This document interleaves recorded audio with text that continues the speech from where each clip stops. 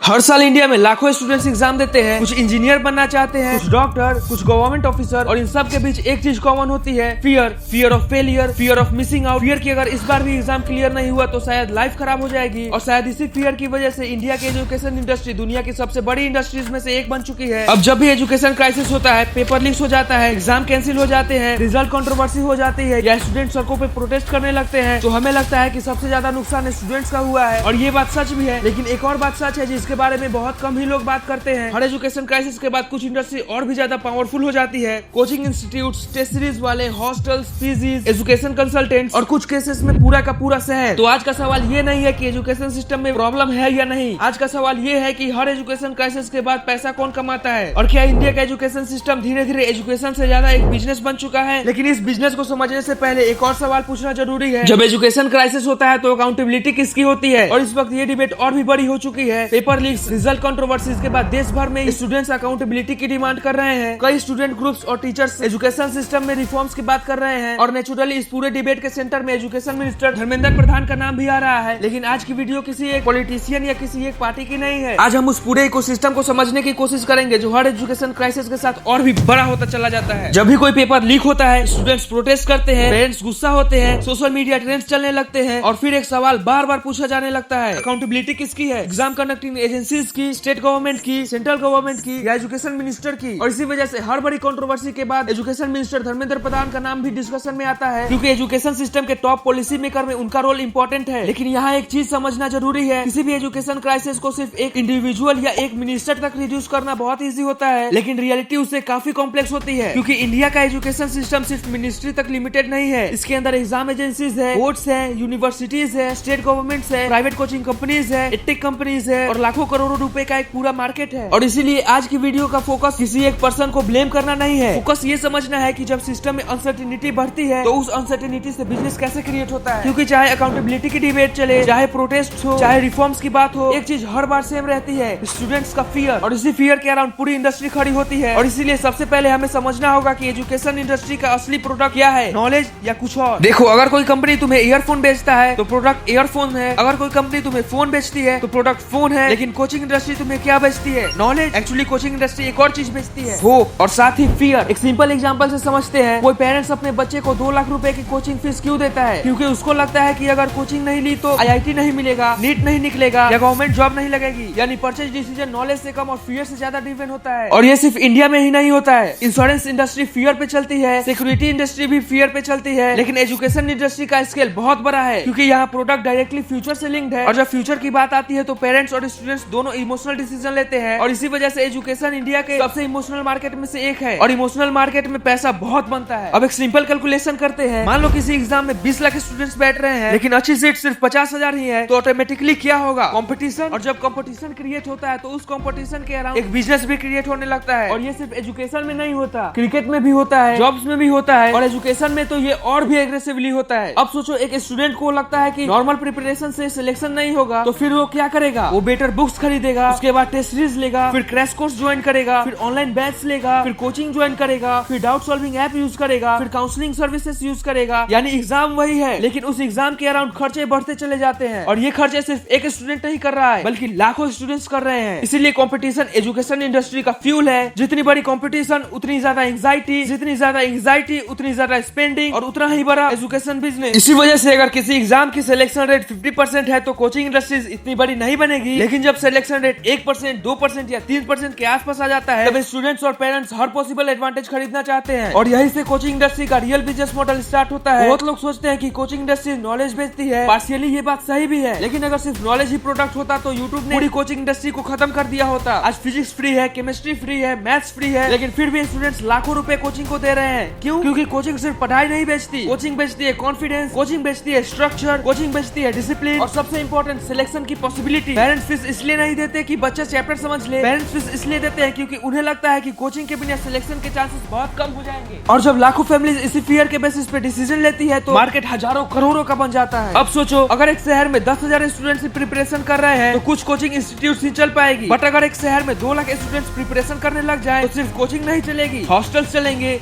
PGs चलेंगे, book store चलेंगे, transport चलेगा, मेडिकल सर्विसेज चलेंगी, कैफे चलेंगे, प्रिंटिंग शॉप्स चलेंगी। यानी पूरा लोकल इकोनॉमी स्टूडेंट्स के अराउंड बिल हो जाएगा। जाएगा। और इंडिया में एक शहर ऑलरेडी एग्जिस्ट करता है, एक ऐसा शहर जहाँ स्टूडेंट सिर्फ पढ़ने नहीं जाते बल्कि जिनके ड्रीम्स पर पूरी इकोनॉमी चलती है, कोटा। जब भी कोचिंग इंडस्ट्री की बात होती है तब सबसे पहला नाम आता है कोटा। लेकिन कोटा को समझने के लिए कोचिंग को नहीं बल्कि इकोनॉमी को समझना पड़ेगा। मान लो एक स्टूडेंट बिहार से कोटा गया, उसने कोचिंग ज्वाइन की, फीस दी, हॉस्टल लिया, मेस ज्वाइन किया, बुक्स खरीदी, टेस्ट सीरीज ली, मेडिकल एक्सपेंसेस हुए और ट्रैवल एक्सपेंसेस हुए। तो अब एक स्टूडेंट ने यहाँ कितनी इंडस्ट्रीज को पैसा दिया, सिर्फ कोचिंग को नहीं बल्कि पूरे इकोसिस्टम को। और जब लाखों स्टूडेंट्स यही काम करते हैं तो पूरे शहर की एजुकेशन इकोनॉमी बन जाती है। यही वजह है कि कोटा में सिर्फ कोचिंग इंस्टीट्यूट नहीं है, वहाँ हॉस्टल्स का बिजनेस है, पीजीज बिजनेस है, फूड बिजनेस है, ट्रांसपोर्ट बिजनेस है, बुक बिजनेस है, प्रिंटिंग बिजनेस है और मेडिकल बिजनेस है। यानी यहाँ स्टूडेंट सिर्फ स्टूडेंट नहीं बल्कि वो पूरे इकोसिस्टम का कस्टमर है। और इसी वजह से एजुकेशन क्राइसिस का इम्पैक्ट सिर्फ एजुकेशन तक नहीं रहता बल्कि पूरे बिजनेस इकोसिस्टम तक जाता है। अब तक हमने देखा कि कंपटीशन कैसे बिजनेस क्रिएट करता है, हमने ये भी देखा कि कोटा जैसे शहर पूरी तरह एजुकेशन इकोनॉमी में कन्वर्ट हो चुकी है। लेकिन अब एक और इम्पोर्टेंट सवाल, इस पूरी इकोनॉमी को कंट्रोल कौन करता है? क्योंकि हर इंडस्ट्री में कुछ कंपनीज होती है जो मार्केट का सबसे बड़ा हिस्सा कंट्रोल करती है। और कोचिंग इंडस्ट्री में भी कुछ नाम ऐसे हैं जो ऑलमोस्ट हर स्टूडेंट ने कभी न कभी सुने होंगे, एलन, आकाश, पीडब्ल्यू और अनअकैडमी। और इन कंपनीज को सिर्फ कोचिंग इंस्टीट्यूट समझना गलती होगी। आज ये कंपनी एजुकेशनल इंस्टीट्यूट से ज्यादा लार्ज स्केल बिजनेस बन चुकी है। इनके कैंपस मल्टीपल सिटीज में है, इनके ऑनलाइन प्लेटफॉर्म्स है, इनके मोबाइल एप्स है, इनके टेस्ट सीरीज बिजनेस है, इनके बुक्स और स्टडी मटेरियल्स बिजनेस है और कुछ केसेस में इनके अपने स्कॉलरशिप एग्जाम्स भी होते हैं। यानी स्टूडेंट एक बार इकोसिस्टम में एंटर कर जाए तो प्रिपरेशन के काफी स्टेजेस में वही कंपनी उसे प्रोडक्ट्स और सर्विसेज प्रोवाइड करती रहती है। अब इंटरेस्टिंग बात यह है कि कोचिंग इंडस्ट्री का बिजनेस मॉडल ट्रेडिशनल स्कूल से काफी अलग होता है। स्कूल का टारगेट होता है एजुकेशन प्रोवाइड करना, लेकिन कोचिंग इंडस्ट्री का टारगेट होता है रिजल्ट प्रोड्यूस करना। इसलिए कोचिंग कंपनीज अपनी मार्केटिंग में चैप्टर्स या सिलेबस को हाईलाइट नहीं करती, वो हाईलाइट करती है सिलेक्शन। हर साल एग्जाम रिजल्ट्स के बाद न्यूज़पेपर एड्स भर जाते हैं, AIR 1,